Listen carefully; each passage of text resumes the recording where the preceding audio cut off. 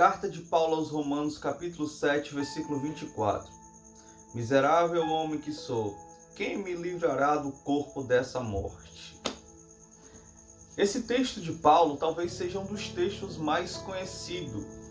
E esse texto está inserido na carta mais teológica de Paulo, a carta aos Romanos. E diante de todo o esboço teológico de Paulo nessa carta, Paulo enfatiza acerca do dualismo, acerca do combate, acerca da peleja contra as coisas do velho Paulo.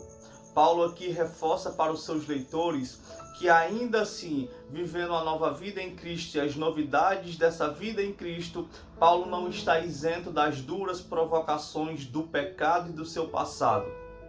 E Paulo utiliza uma linguagem de peleja quando ele fala que miserável homem que sou, porque ele está agora tendo que viver duras provocações contra a velha natureza que o chama para regressar de onde o apóstolo foi tirado.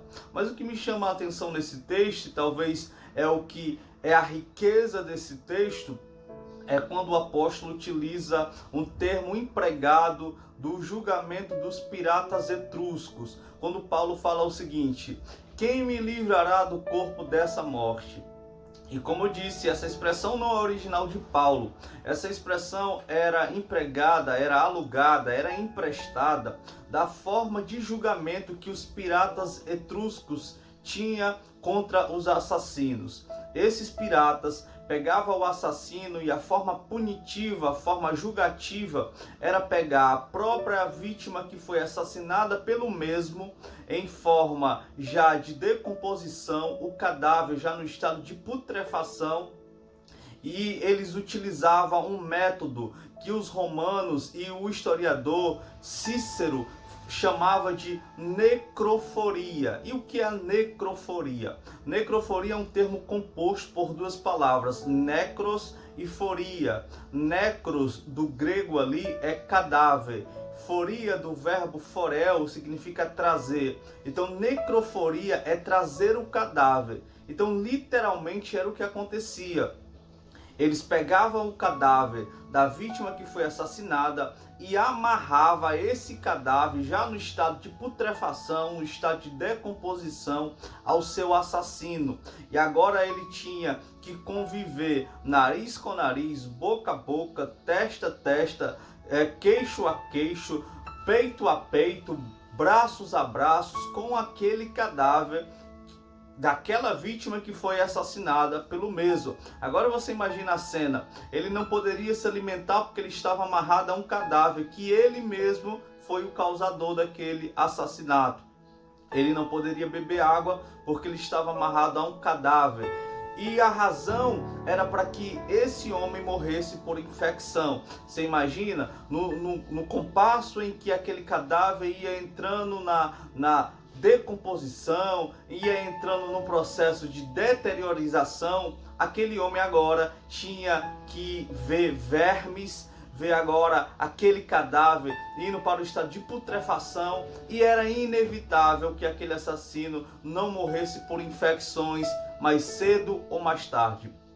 Paulo, tomando esse costume de aluguel de forma emprestada, ele compara essa peleja que ele mesmo tem que travar dia após dia, como um homem que carrega um cadáver morto, mas não um cadáver humano, um cadáver espiritual. O velho Paulo diariamente, constantemente o está convidando, o está seduzindo, o está provocando para voltar para as práticas do passado.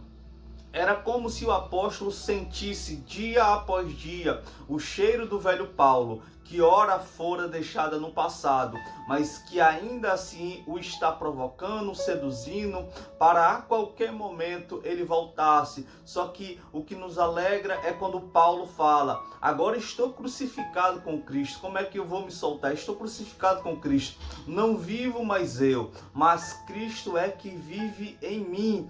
Paulo fala o seguinte: todas as coisas do passado ficaram para o passado, mas uma coisa eu faço, deixando as coisas que para trás ficam, avançando para as que estão adiante de mim. Eu prossigo para o alvo, para alcançar o prêmio da soberana vocação em Cristo Jesus. Então Paulo, ainda enfatizando a peleja contra o velho Paulo alegra os seus leitores que há motivo de se alegrar no Senhor, porque não lutamos só. Lutamos contra as nossas vontades, contra os nossos desejos, mas a certeza é que o Senhor Deus que nos chamou, o Senhor Deus que nos colocou no seu aprisco, é poderoso para nos dar força, para batalhar, é poderoso para nos renovar, para nos fazer resistir às astutas ciladas do adversário. Mas me alegra o que o apóstolo fala no 25. Mas graças a Deus por Jesus Cristo nosso Senhor, de modo que com a mente eu próprio sou escravo da lei de Deus, mas com a carne da lei do pecado. A graça de Deus, o favor e a misericórdia de Deus o fazia livre da escravidão do pecado, pois é por meio então somente da graça de Deus que o homem é liberto.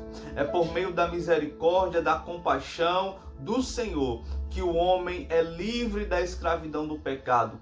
Portanto, agora nenhuma condenação há para os que estão em Cristo Jesus. Então lembre-se, as tentações, os desejos, as vontades da carne virão, mas você agora é livre, porque nenhuma condenação há para quem está em Cristo Jesus.